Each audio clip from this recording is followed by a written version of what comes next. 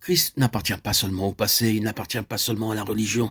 Notre foi en lui ne doit pas être limitée à ce qu'il a fait pour nous autrefois. Si l'on était ainsi, notre vie serait gouvernée par des principes abstraits et asservie à un credo. Christ est une personne vivante, actuelle, qui pense, qui sent, qui veut, et qui entretient avec nous des relations de personne à personne. Toutes les réalités pratiques que comporte une telle relation existent entre lui et nous. Action et réaction. De l'un ou de l'autre, suivant l'attitude de chacun. Possibilité de développement, soit dans le sens de la confiance mutuelle et de l'intimité, soit au contraire, en tout cas pour nous, dans le sens du détachement et de l'indifférence. Cette relation se ressent même dans nos rapports avec des tiers. Rivalité et jalousie, dans un sens, ou au contraire, harmonie et collaboration. Quiconque est né de Dieu sait que ces choses existent et que le Saint-Esprit en nous a parfois des réactions étonnantes. Or, la jalousie de l'esprit est telle que la puissance de Dieu en nous est paralysée tant que nous n'avons pas tranché une fois pour toutes la question de la priorité de Christ et de son droit absolu de disposer de nous. Jacques 4,5. Personne d'autre que lui n'a le droit de diriger notre vie ou de mettre la main sur notre avenir ou sur notre présent.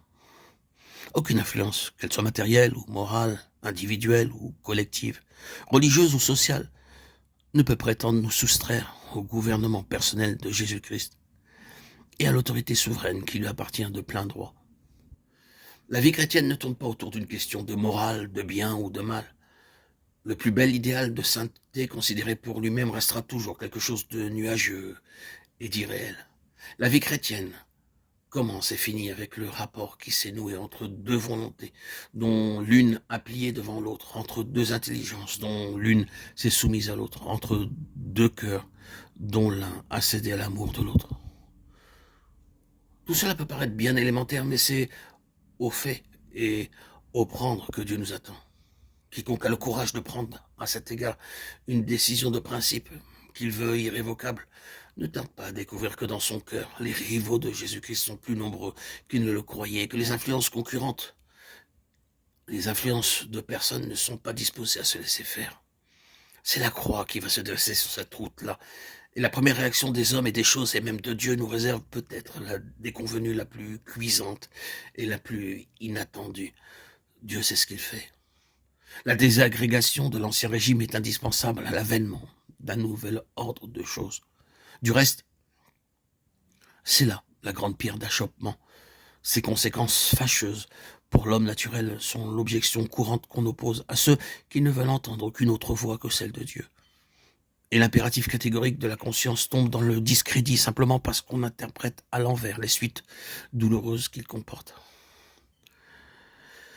D'un homme qui passe par le creuset parce qu'il veut être fidèle, on dira « Regardez-le, croyez-vous que Dieu permettrait que de telles choses lui arrivent s'il était dans le bon chemin ?»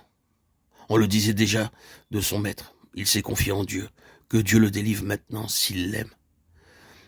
Mais ces choses-là sont rares maintenant parce qu'à notre piété contemporaine, quoi qu'on en dise, il manque une personne. On a bien la doctrine de la personne, la profession de foi, le culte, mais la personne elle-même, qui est seule capable d'exercer un gouvernement effectif et d'obtenir l'obéissance jusque dans la fournaise. Où est-elle?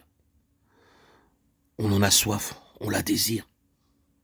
On prie pour le réveil, parce qu'on voit bien qu'il manque quelque chose, on se console des délais et de l'absence en se disant l'un à l'autre, il reviendra. Il reviendra, oui, mais en la personne du Saint-Esprit. Il est venu déjà, il est là. Si nous n'avions que l'espérance de son retour pour nous consoler de son ascension, nous serions les plus misérables des créatures.